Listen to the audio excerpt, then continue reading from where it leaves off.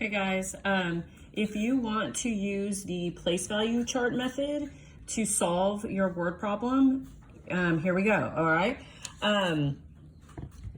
This is where I showed you that this is one of the ways that you can solve your word problem. All right, let's start with the first step again, 687 minus 24. Okay, now if we're gonna use the place value chart, remember we gotta make our chart. Okay, this is our hundreds place, tens, and our ones. Now, since we are subtracting first, this part is a little bit different. We don't want to draw both numbers because if we drew both 687 and 241, it would be like we were putting them together, like we were adding them. We want to subtract. So I'm gonna put the big number first. I'm gonna draw it, okay? So remember, we draw our 6. Remember, our squares are representing hundreds blocks. So here's 600. The little rods are represented with these lines. These are our 10 rods. These are our blocks.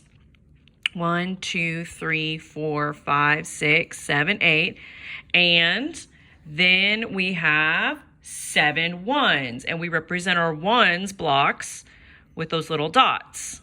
Okay, so this number shows 687. Okay, now how are we taking away 241? We don't draw 241, we write it to the side.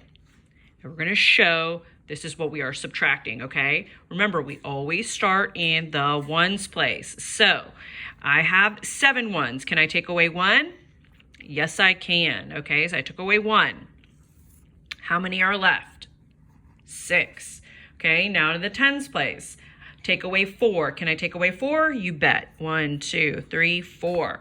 How many are left? 4 are left. Okay, and then take away 2 hundreds. 1, 2.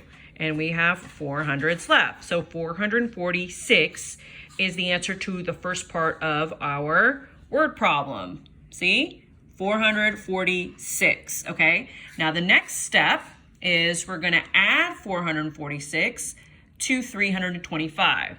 And now I'm gonna show you how we do that here. Okay, I'm not gonna have enough room, so I'm gonna erase this.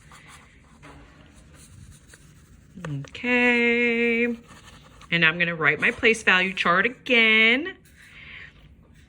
Yes, I'm gonna have to do both of those. I'm gonna have to draw my place value chart and subtract, and then I'm gonna have to draw another one and add right over here, okay? So let me draw it again on my whiteboard, hundreds, tens, and ones. Okay, now since we are adding, I can put both numbers together. So first I'm gonna draw 446. 400. 4 tens. And 6 ones, okay? And now I'm going to add the other number, 325.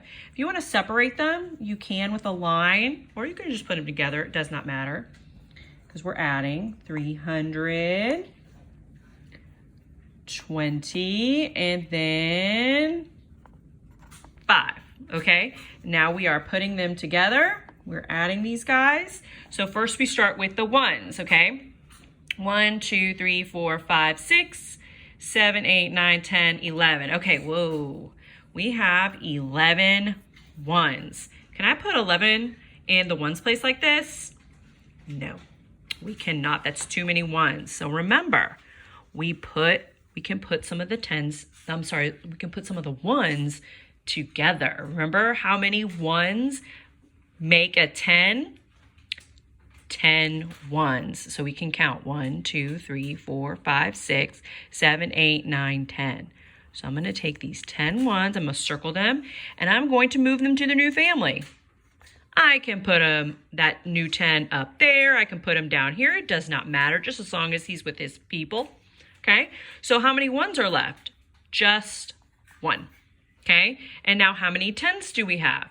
1, 2, 3, 4, 5, 6, 7. Now there's only 7, so that's okay. I can keep them with their with their people, I don't need to move any tens over to the hundreds, okay? And now I'm gonna count how many hundreds. 1, 2, 3, 4, 5, 6, 7. So I have 771 library books at the end, and I found this out using my place value chart method. Okay, so if you like this method, do it this way. Okay,